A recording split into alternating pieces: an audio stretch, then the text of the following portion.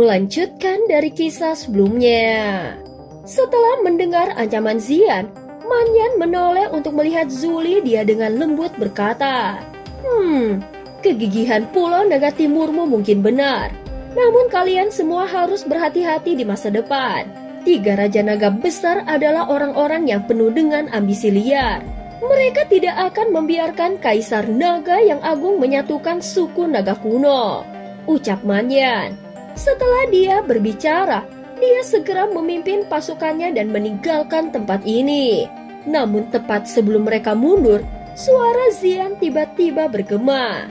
Setelah kau kembali, beritahu 3 Raja Naga besar bahwa suku Naga Void kuno hanya memiliki 1 Kaisar Naga sejak zaman kuno. Tidak ada Raja Naga.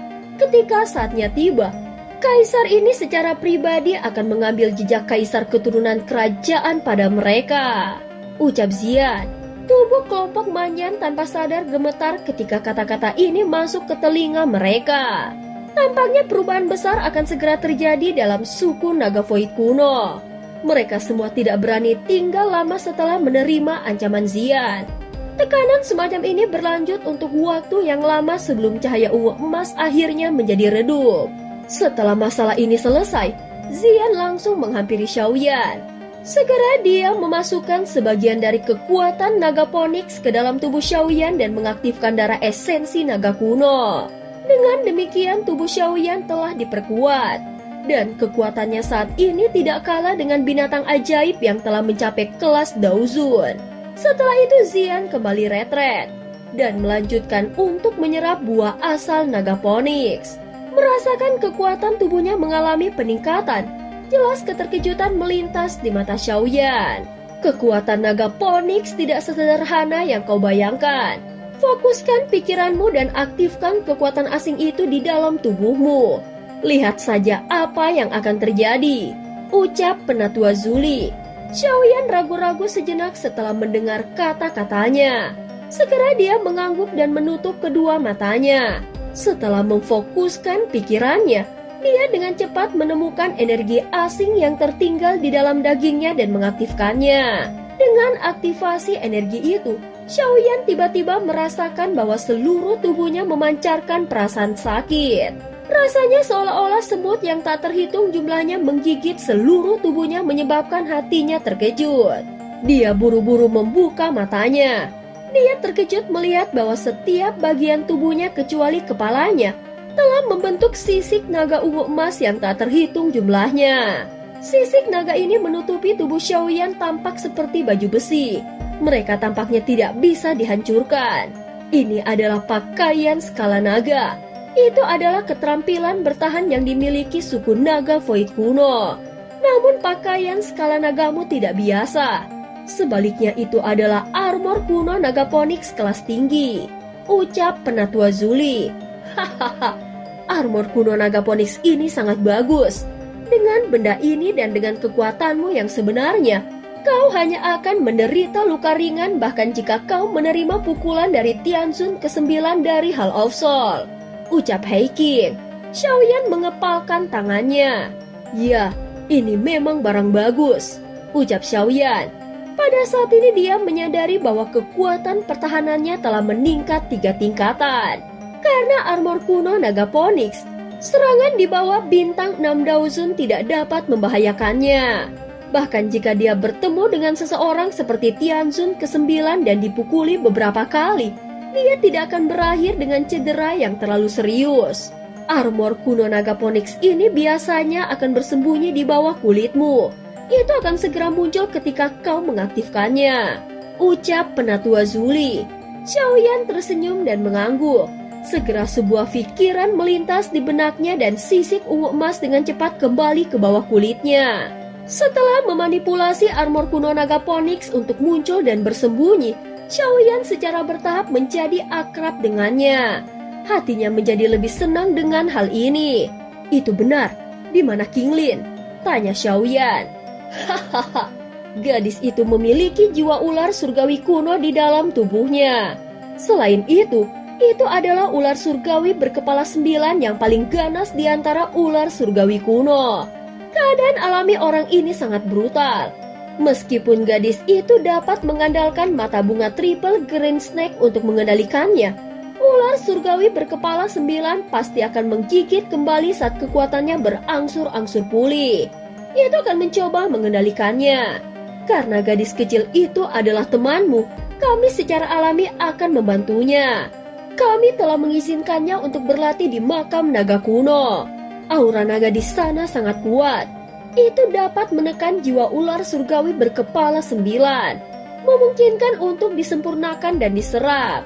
Oleh karena itu kau tidak perlu khawatir.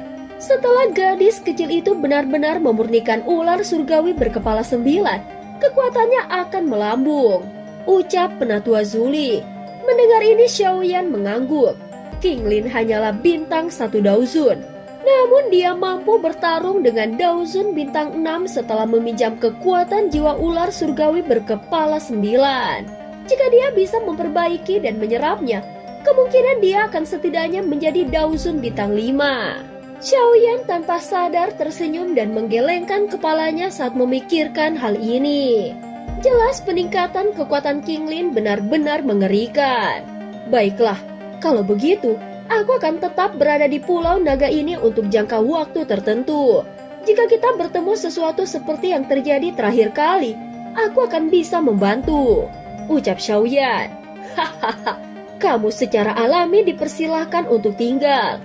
Kaisar Naga Agung menginstruksikan kami untuk memperlakukan teman kecil Xiaoyan sebagai VIP sebelum dia pergi retret.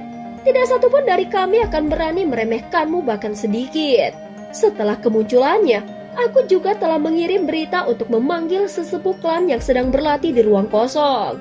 Sebelumnya orang-orang tua ini tidak ingin terlibat dengan kekacauan klan. Ketika suku Naga Void kuno pecah, mereka telah pergi dan belum kembali setelah bertahun-tahun. Namun dengan kembalinya Kaisar Naga Agung, kemungkinan besar mereka akan kembali. Begitu orang-orang ini kembali, Pulau Naga Timur tidak akan tertembus kecuali 3 Raja Naga besar bergabung, ucap Penatua Zuli. Hati Xiaoyan tergerak setelah mendengar ini. Tampaknya klan Naga Void kuno ini yang telah diam selama bertahun-tahun akhirnya mulai bertindak. Jika mereka bersatu kembali, kemungkinan kekuatan mereka akan melonjak sekali lagi. Pada saat itu akan kembali menjadi faksi pamungkas. Betul sekali Penatua Zuli. Bolehkah aku tahu jika ada ruang kosong di mana petir berkumpul? Tanya Xiaoyan. Boneka iblis langit di dalam cincin penyimpanannya hampir dilumpuhkan oleh ahli dari sekte langit yang mendalam. Itu tidak bisa lagi digunakan untuk bertarung. Namun dengan menggunakan kekuatan petir, boneka iblis langit bisa diperbaiki. Penatua Zuli sedikit terkejut setelah mendengar kata-kata Xiaoyan.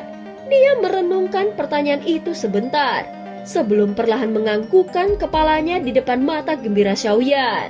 Ada tempat di dalam ruang kosong di dekat Pulau Naga Timur di mana petir berkumpul, ucap Penatua Zuli. Sehari telah berlalu setelah percakapan Xiaoyan dan Penatua Zuli.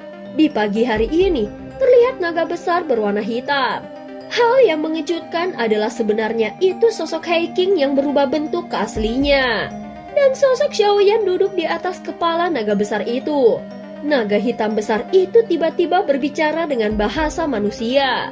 Adik Xiaoyan, kita harus bisa mencapai kolam petir kekosongan yang disebut Penatua ketiga, ucap Heiking. Xiaoyan mengangguk sedikit. Yang disebut kolam petir kekosongan adalah tempat berkumpulnya petir menurut Penatua Zuli. Itu daerah yang cukup berbahaya. Jika Xiaoyan tidak begitu bersikeras, Penatua Zuli tidak akan menyebutkannya. Heiking mengayunkan ekor besar di ruang kosong dan tubuhnya yang besar melesat ke depan. Dalam sekejap mata, cahaya terang terbentuk saat tubuhnya menghilang di ujung kekosongan batas. Pada saat ini Xiaoyan menyipit ketika dia merasakan angin liar bersiul yang melewati telinganya. Sesaat kemudian, dia menemukan bahwa ujung ruang kosong mulai memunculkan cahaya perak yang berkedap-kedip. Ada energi liar yang luar biasa muncul di sana. Apakah kita sudah sampai? Ucap Xiaoyan. Xiaoyan melihat pemandangan di depannya sambil berdiri di atas kepala naga yang sangat besar. Matanya dipenuhi dengan keterkejutan. Sebuah danau berukuran hampir 10.000 kaki muncul di depan Xiaoyan. Namun bagian dalam danau tidak terdiri dari air biasa. Anehnya itu ditemui dengan petir perak warna cerah. Apakah ini yang disebut kolam petir yang terbentuk dari petir? Ucap dalam hati Xiaoyan. Xiaoyan perlahan pulih dari keterkejutannya ini beberapa saat kemudian saat dia bergumam pada dirinya sendiri. Kekuatan petir yang terkandung dalam kolam petir ini jauh lebih kuat dibandingkan dengan pil petir yang ditarik selama pengumpulan pil. Sungguh kekuatan petir yang kuat, ucap Xiaoyan. Ini memang tempat yang berbahaya. Adik Xiaoyan, apakah kau yakin ingin berlatih di sini? Tanya Heiking. Xiaoyan tersenyum dan mengangguk. Jelas dengan kolam petir ini dia percaya bahwa dia akan dapat memperbaiki boneka iblis langit yang rusak. Dan dengan cepat meningkatkan kekuatan dari 10 boneka iblis bumi yang tersisa. Bahkan tidak mungkin untuk diperkuat sampai menjadi boneka iblis tingkat langit. Kakak Heiking, aku akan masuk dulu. Aku akan mengirim sinyal jika terjadi sesuatu, ucap Xiaoyan. Melihat ini Heiking tidak hanya bisa menganggukkan kepalanya dan berkata, aku akan menjaga kolam petir selama periode waktu ini sampai kau menyelesaikan latihanmu. Jika kau menemui masalah yang tidak terduga, kau harus melepaskan sinyal yang telah kita sepakati sebelumnya. Dan aku akan masuk dan menyelamatkanmu, ucap Heiking. Hahaha, kalau begitu aku akan merepotkan kakak Heiking, ucap Xiaoyan. Segera tubuhnya melesat maju. Api surgawi dengan cepat melonjak dan melilit tubuhnya. Saat Xiaoyan melesat ke dalam kolam petir, banyak petir mulai menyerbu ke arahnya. Sambaran petir ini menabrak Xiaoyan, tetapi dia hanya mengeluarkan sedikit suara teredam ketika mereka bersentuhan dengan api surgawi. Meskipun petir itu kuat, mereka masih lebih rendah jika dibandingkan dengan api surgawi yang memiliki kekuatan penghancur. Kualifikasi dan kemampuan inilah yang memungkinkan Xiaoyan untuk masuk ke kolam petir ini sendirian. Setelah memasuki kolam petir, kedua kaki Xiaoyan disilangkan dan dia duduk di dalam ruang kekosongan. Matanya terfokus pada bagian dalam kolam petir. Petir seperti ular perak terus meledak di dalam lautan petir. Xiaoyan berdiri dalam perlindungan api surgawi. Detik berikutnya, Xiaoyan berjalan jauh ke dalam kolam petir. Dia berjalan dengan cara ini selama 400 meter sebelum dia akhirnya berhenti. Jika aku menjelajahi lebih dalam, kemungkinan kekuatan petir akan lebih menakutkan. Di bagian terdalam kemungkinan bahkan api surgawi tidak dapat memblokirnya, ucap dalam hati Xiaoyan. Setelah memutuskan, Xiaoyan berhenti ragu-ragu dan duduk di tempat ini. Dia menenangkan dirinya sedikit dan melambaikan tangannya. Segera boneka iblis langit yang telah menderita banyak kerusakan mulai muncul. Cahaya kemasan gelap di atas boneka iblis langit saat ini sangat redup. Setiap bagian tubuhnya penyok. Beberapa bagian kulit menunjukkan tanda-tanda retak.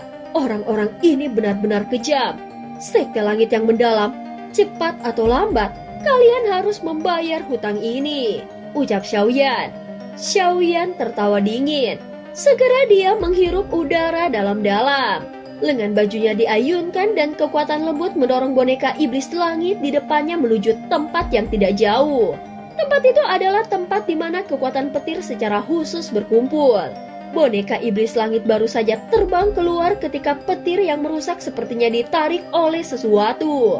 Segera petir itu tiba-tiba terbalik dan dengan liar menabrak boneka iblis langit. Namun petir yang tampaknya liar dan ganas itu semuanya menghilang ketika mereka menyentuh tubuh boneka iblis langit. Petir liar menari-nari di dalam kolam petir. Mereka disertai dengan suara guntur gemuruh yang menyerang ke arah boneka iblis langit dari segala arah. Di bawah petir liar dan ganas semacam ini, tubuh emas gelap yang redup dari boneka iblis langit mulai menjadi cerah dengan kecepatan yang sangat lambat. Beberapa penyebabnya secara bertahap diperbaiki. Kecepatan penyembuhan ini sangat lambat. Kekuatan petir di tempat ini mungkin sangat besar.